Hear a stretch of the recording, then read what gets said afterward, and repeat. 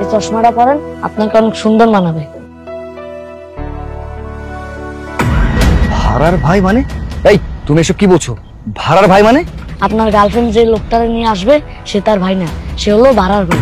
আপনার টাকা পয়সা অর্থ সম্পদ লুট করার জন্য তাকে ভাড়া করে নিয়ে আসছে। জন, তুমি তো বলছিলে যে আমার ভাইকে দেখতে চাও। দেখো, আমার একমাত্র ভাই অসুস্থ অবস্থায় তোমার কাছে নিয়ে আসছি। তুমি তো সবই জানো। তুমি টাকা আনছো? হ্যাঁ, টাকা তো আমি নিয়ে আসছি। আসলে তোমার ভাইকে দেখে খুবই আমার আফসোস হচ্ছে, মায়াও লাগছে। ব্যাপার না, টাকা আমি নিয়ে এসেছি। হ্যাঁ, আসলে আমরা অনেক গরিব তো, এতগুলো টাকা কোথায় পাবো বলো? 5-6 লাখ টাকার ব্যাপার তো। আর আমি একটা মেয়ে মানুষ, আমার পক্ষে তো এতগুলো টাকা জোগাড় করা সম্ভব না। আর তুমি আমাকে ভালোবাসো, তাই তুমি আমাকে বলছো যে হেল্প করবা, আর তাই তো ভাইয়াকে নিয়ে আসছি।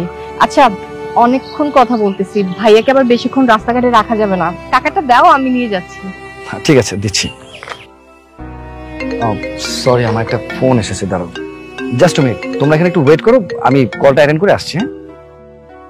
হ্যালো? দেখছোস, আর হইছে ঢং বাদ দে। শালা আমার বিশ্বাস পর্যন্ত করে না। টাকাটা আমরা হাতে দিয়ে গেলে কি হইতো? উনি টাকাটা সাথে করে নিয়ে যেতে হইছে, মানে ইচ্ছা করে এগুলো করে। বড় লোকের ছেলেদের না মাথায় না মানে বুদ্ধি শুদ্ধি একটু বেশি থাকে। আমি ভাবছিলাম যে মাথায় মানে বুদ্ধি নাই, কিন্তু চালাক আছে, বুঝছো? এই চলে আসতেছে, মুখ দেখা কর। দেখা কর, কি অ্যাক্টিং করছ তুই? সুমাইয়া, সরি, আসলে অফিস থেকে একটা আর্জেন্ট কল এসেছিল, যার কোনো ফোনটা অ্যাটেন্ড করতে হচ্ছে। এই নাও, টাকা নাও। সরি, ফোনটা আরেকবার মনে এসেছে, কেউ মনে ফোন দিয়েছে আমাকে। হ্যাঁ, হ্যালো? আপনার বাসায় ইনকাম ট্যাক্সের লোক রেড করেছে। আপনার সকল সম্পত্তি তারা নিয়ে নিয়েছে। এখন আপনি রাস্তার ফকির। কি এসব আপনি কি বলছেন? Hello, hello, hello?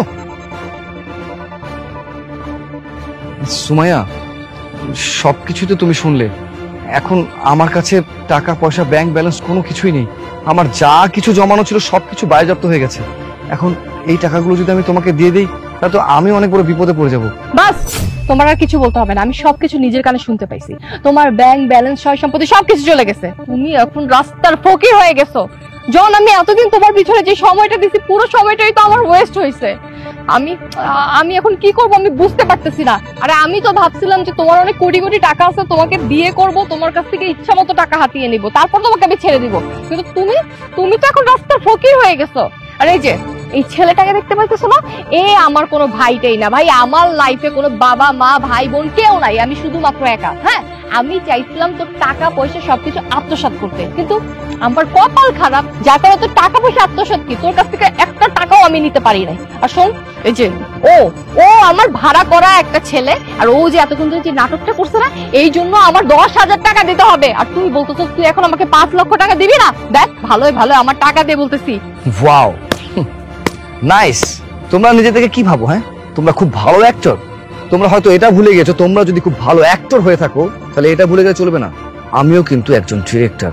এই সবকিছু মেক আমি নিজেও করতে পারি। তোমরা কি ভেবেছো তোমরা এইভাবে নাটক সাজিয়ে আমার কাছ থেকে টাকা হাতিয়ে নিয়ে চলে যাবে আর আমি চুপচাপ বসে বসে দেখবো? না, এটা হবে না, আর এটা আমি হতে দিব না। তুমি যে সব নাটকের প্ল্যান করেছো না, তার সবকিছুই আমি আগেই জেনে গেছি।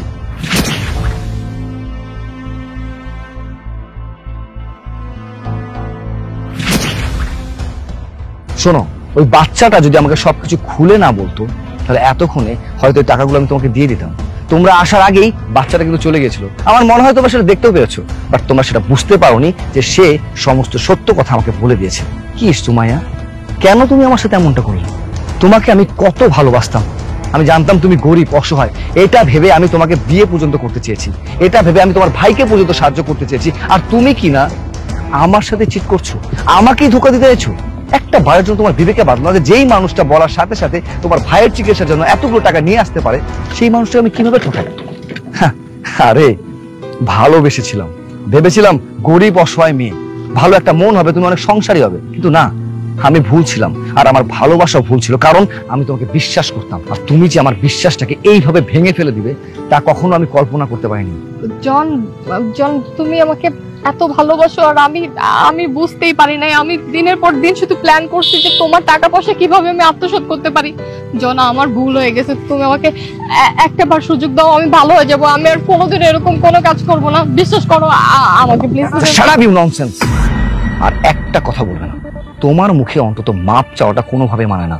তুমি যেটা করেছো না সেটা অন্যায় করেছো। তুমি যদি ভুল করতে তাহলে সেটা আমি ক্ষমা করতাম, কিন্তু তুমি জেনে শুনে আমার সাথে অন্যায় করেছো, আমার সাথে চিট করতে চেয়েছো, আমাকে ধোঁকা দিতে চেয়েছো। আর যেই মেয়ে বিয়ের আগে ভালোবাসার মানুষের সাথে এমনটা করতে পারে, সে যে বিয়ের পর আর কত কিছু করবে তা আমার আন্দাজ করা হয়ে গেছে। তাই তোমার মতো মেয়েকে মাফ করার কোনো প্রশ্নই ওঠে না। Good bye. জন, শুনো আমার কথা। জন, ম্যাডাম আমার ভাড়ার টাকাটা দেন, আমি যাই। তাই যা এখান থেকে। আমার লাইফ থেকে আমার বয়ফ্রেন্ড চলে গেছে, ওর টাকা নিয়ে পড়েছে। যা।